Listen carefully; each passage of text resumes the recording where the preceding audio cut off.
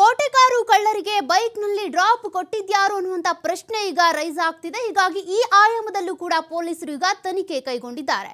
ದರೋಡೆ ಮಾಡಿದ ಬಳಿಕ ಕಾರ್ನಲ್ಲಿ ಎಸ್ಕೇಪ್ ಆಗಿದ್ರು ಕಳ್ಳರು.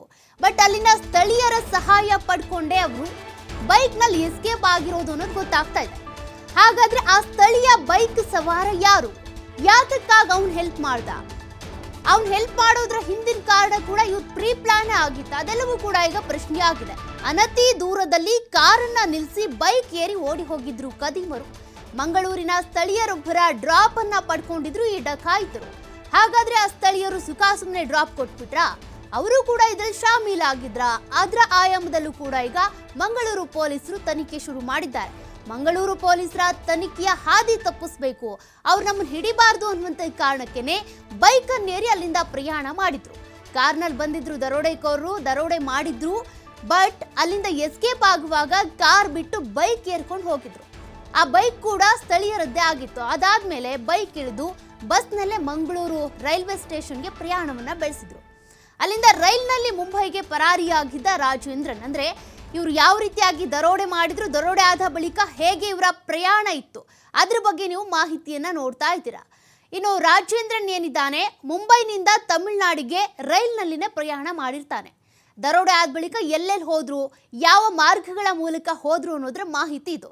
ರಾಜೇಂದ್ರನ್ ಡ್ರಾಪ್ ಕೊಟ್ಟಂತ ಆ ಸ್ಥಳೀಯ ಬೈಕನ್ನ ಈಗ ಪೊಲೀಸರು ಪತ್ತೆ ಹಚ್ಚಿದ್ದಾರೆ. ಆ ಬೈಕ್ ಸಿಕ್ಕಿದ ಈಗ ಬೈಕನ್ನ ಸೀಸ್ ಮಾಡಿದ್ದಾರೆ. ಸವಾರನನ್ನ ಈಗ ತೀವ್ರ ವಿಚಾರಣೆ ಮಾಡ್ತಾ ಇದ್ದಾರೆ ಪೊಲೀಸರು. ನೋಡಿ, ಯಾರೋ ಒಬ್ರು ಬಂದು ಡಕಾಯಿತ ಬೈಕಲ್ಲಿ ಹತ್ಕೊಂಡ ಅಂತಂದ್ರೆ ಅವ್ನು ಏನು ಹೇಳಿ ಹತ್ಕೊಂಡ, ಎಲ್ಲಿಗೆ ಹೋಗಬೇಕು ಅಂತ ಹತ್ಕೊಂಡ? ಸುಮ್ಮನೆ ಯಾರಾದರೂ ಹತ್ಕೊಂಡ್ರು ಅಂದರೆ ಡ್ರಾಪ್ ಕೊಟ್ಬಿಡ್ತಾರ ಈಗಿನ ಕಾಲದಲ್ಲಿ? ಹೀಗಾಗಿ ಇದಕ್ಕೆ ಸಂಬಂಧಪಟ್ಟಂತೆ ಈಗ ಅಲ್ಲಿ ಮಂಗಳೂರಿನ ಸ್ಥಳೀಯನೇ ಯಾಕೆ ಡ್ರಾಪ್ ಕೊಟ್ಟ, ಅವ್ನು ಯಾರು ಅನ್ನೋದಕ್ಕೆ ಸಂಬಂಧಪಟ್ಟಂತೆ ಈಗ ಆತನ ಬೈಕ್ ಸೀಸ್ ಮಾಡಿದ್ದಾರೆ. ತನಿಖೆಗೂ ಒಳಪಡಿಸ್ತಾ ಇದ್ದಾರೆ. ಯಾವ ರೀತಿಯಾಗಿ ಇದು ದರೋಡೆ ಬ್ಯಾಂಕ್ನಲ್ಲಿ ದರೋಡೆ ಆಯಿತು, ಹೇಗೆ ಅದನ್ನು ಹಣ ಎತ್ಕೊಂಡು ಹೋದ್ರು ಅದು ನೀವು ಗಮನಿಸಿದ್ರಿ.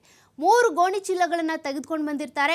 ಬರೋಬ್ಬರಿ 5 ಜನ ಅವತ್ತಿದ್ದ 5 ಜನ. ಬಟ್ ಅವ್ರ ಜೊತೆಗೆ ಇನ್ನೂ ಯಾರ್ಯಾರೋ ಇದ್ರು, ಅಲ್ಲಿ ಎಲ್ಲೆಲ್ಲಿ ನಿಂತ್ಕೊಂಡಿದ್ರು, ಹೇಗೆ ಅವ್ರಿಗೆ ಯಾರ್ಯಾರು ಡ್ರಾಪ್ ಕೊಟ್ಟರು, ಯಾವ ರೀತಿಯ ವಾಹನಗಳನ್ನು ಅವ್ರಿಗೆ ಒದಗಿಸ್ಕೊಟ್ರು, ಅವರು ಜಲ ಸಾರಿಗೆಯಲ್ಲಿ ಹೋಗೋದಕ್ಕಿರ್ಬೋದು ಅಥವಾ ರೈಲ್ವೆಲಿ ಹೋಗೋದಕ್ಕಿರ್ಬೋದು, ಅದೆಲ್ಲದಕ್ಕೂ ಸಂಬಂಧಪಟ್ಟಂತೆ ಸಹಾಯ ಮಾಡಿದ್ಯಾರು, ಅದೆಲ್ಲವೂ ಕೂಡ ಈಗ ತನಿಖೆ ಆಗ್ತಾ ಇದೆ.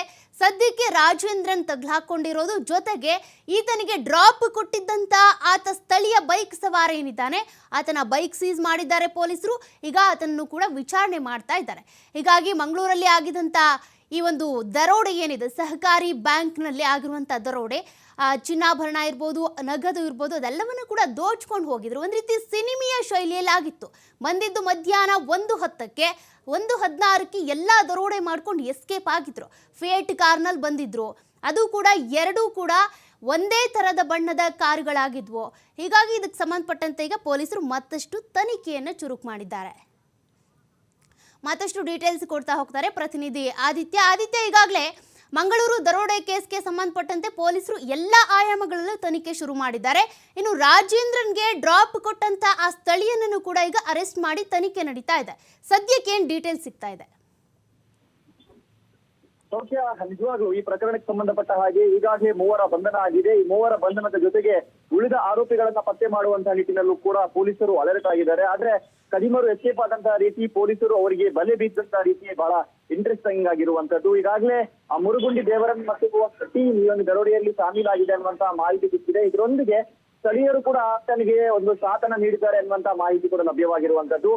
ನಿನ್ನೆ ಮೊನ್ನೆ ಸ್ಕೆಚ್ ಅಲ್ಲ, ಇದು ಸುಮಾರು 2 ತಿಂಗಳ ಹಿಂದೆ ಈ ಒಂದು ತಂಡ ಏನಿದೆ ಈ ತರ ದರೋಡೆಯನ್ನ ಮಾಡಬೇಕು ಅನ್ನುವಂತ ತಂತ್ರವನ್ನ ಹಿಡಿದಿತ್ತು. ಅದಕ್ಕೆ ಪೂರಕವಾಗಿ ಆ ಮುರುಗನ್ ಮತ್ತು ಆತನ ಸಹಚರರು ಮಂಗಳೂರು ಭಾಗಕ್ಕೆ ಬಂದಿದ್ರು. ಮಂಗಳೂರು ಭಾಗಕ್ಕೆ ಬಂದು ಕೋಟೆಕಾರ್ ಬ್ಯಾಂಕ್ ಅನ್ನ ಬಹಳ ಹತ್ತಿರದಿಂದ ಗಮನಿಸಿದ್ರು ಮತ್ತು ಬ್ಯಾಂಕ್ ನಲ್ಲಿ ಆಗುವಂತಹ ಬೆಳವಣಿಗೆಗಳು ಏನು, ಕಾರ್ಯವೈಖರಿಗಳು ಯಾವ ತರ ಇದೆ, ನಮ್ಗೆ ದರೋಡೆ ಮಾಡೋದಕ್ಕೆ ಯಾವ ತರ ವಾತಾವರಣ ಇದೆ, ಈ ಎಲ್ಲಾ ಆಂಗಲ್ ಅಲ್ಲೂ ಕೂಡ ಒಂದು ಬ್ಲೂ ಪ್ರಿಂಟ್ ತರ ಸ್ಕೆಚ್ ಅನ್ನ ರೆಡಿ ಮಾಡಿ ಇಲ್ಲಿಂದ ಅವರು ತೆರಳಿದ್ರು. ಆದ್ರೆ ಈಗ ಬಂದಿರುವಂತಹ ಒಂದು ಮಾಹಿತಿ, ಸ್ಥಳೀಯರು ಕೂಡ ಈ ದರೋಡೆಗೆ ಸಾಥ್ ನೀಡಿದ್ದಾರಾ ಅನ್ನುವಂಥದ್ದು. ಮಂಗಳೂರು ಭಾಗದ ಕೆಲವೊಂದಿಷ್ಟು ಪ್ರತಿಷ್ಠಿತ ಕೈಗಳು ಇದರಲ್ಲಿ ಶಾಮೀಲಾಗಿದೆಯಾ ಅನ್ನುವಂಥ ಅನುಮಾನಗಳು ಕೂಡ ಮೂಡ್ತಾ ಇದೆ. ನಿನ್ನೆ ಮಂಗಳೂರು ಕಮಿಷನರ್ ಅನುಪಮ್ ಅಗರ್ವಾಲ್ ಅವರು ಕೂಡ ಇದೇ ಮಾಹಿತಿಯನ್ನ ನೀಡಿದ್ರು.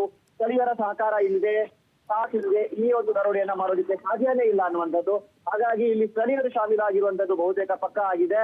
ಇಷ್ಟು ದಿನಗಳ ಕಾಲ ಅಂದ್ರೆ 3 ದಿನ ಆಯ್ತು ಈಗ ಇವರ ಬಂಧನ, ನಿನ್ನೆಗೆ 3 ದಿನ ಆಯ್ತು. ಈ 3 ದಿನ ಪೊಲೀಸರು ಮುಂಬೈನ ಬಾರಾವಿ ಗ್ಯಾಂಗ್ ಹಿಂದೆ ಬಿದ್ದಿದ್ರು. ಪೂರ್ಣ ಪ್ರಮಾಣದಲ್ಲಿ ಎಲ್ಲ ಆರೋಪಿಗಳ ಬಂಧನ ಆಗಿಲ್ಲ. 10 ಆರೋಪಿಗಳಿದ್ದಾರೆ, ಈ ಪೈಕಿ 3 ಬಂಧನ ಆಗಿದೆ. ಆದ್ರೆ ಈಗ ಇದರ ಜೊತೆಗೆ ಮಂಗಳೂರು ಗ್ಯಾಂಗಿನ ಹಿಂದೆ ಕೂಡ ಪೊಲೀಸರು ಬಿದ್ದಿದ್ದಾರೆ. ಇದು ಬಹಳ ಈಗ ರೋಚಕವಾಗಿದೆ ಈ ಕಾರ್ಯಾಚರಣೆ. ಆ ಸ್ಥಳೀಯರನ್ನ ವಶಕ್ಕೆ ಪಡೆದುಕೊಂಡಿದ್ದಾರೆ. ಸುಮಾರು 10ಕ್ಕೂ ಅಧಿಕ ಸ್ಥಳೀಯರನ್ನ ವಿಚಾರಣೆಗೆ ಒಳಪಡಿಸ್ತಾ ಇದ್ದಾರೆ. ಈಗ 10 ಜನ ಆರೋಪಿಗಳು ಅಂತಾರಾಜ್ಯ ಕಡಿಮರಾಗಿದ್ರೆ ಒಂದಿಷ್ಟು ಆದರೆ ಇನ್ನೊಂದು 10 ಜನ ಆರೋಪಿಗಳು ಮಂಗಳೂರಿನವರೇ ಆಗಿದ್ದಾರೆ ಅನ್ನುವಂತಹ ಮಾಹಿತಿ ಕೂಡ ಸದ್ಯ ಲಭ್ಯವಾಗಿದೆ. ಕೋಟೆಕಾರ್ ಸಮೀಪದ ಕಿನ್ಯಾ ಅನ್ನುವಂತ ಪ್ರದೇಶದಲ್ಲೂ ಕೂಡ ಸುಮಾರು 2 ಈ ಹಿಂದೆ ಪೊಲೀಸರು ವಶಕ್ಕೆ ಪಡೆದು ತೀವ್ರ ವಿಚಾರಣೆಗೆ ಒಳಪಡಿಸಿದ್ರು. ಇನ್ನಷ್ಟು ಜನರ ಬಂಧನ ಆಗುವಂತ ಸಾಧ್ಯತೆಗಳು ಕೂಡ ಈ ಪ್ರಕರಣದಲ್ಲಿ ಇದೆ. ಆ ಸ್ಥಳೀಯರು ಯಾರು, ಅವರ ಹಿನ್ನೆಲೆ ಏನು, ಯಾವ ಉದ್ದೇಶಕ್ಕೋಸ್ಕರ ಈ ತರ ಸುಪಾರಿಯನ್ನ ನೀಡಲಾಗಿದೆ ಮತ್ತು ಇದು ಕೇವಲ ಪರ್ಸೆಂಟೇಜ್ ರಾಜಕೀಯನ ಅಥವಾ ಇದರ ಹಿಂದೆ ಬೇರೆ ಏನಾದ್ರೂ ಷಡ್ಯಂತ್ರ ಇದೆಯಾ, ಈ ಎಲ್ಲಾ ಆಂಗಲ್ ಅಲ್ಲೂ ಕೂಡ ತನಿಖೆ ನಡೀತಾ ಇದೆ. Okay, thank you Aditya ಡೀಟೇಲ್ಸ್ಗೆ.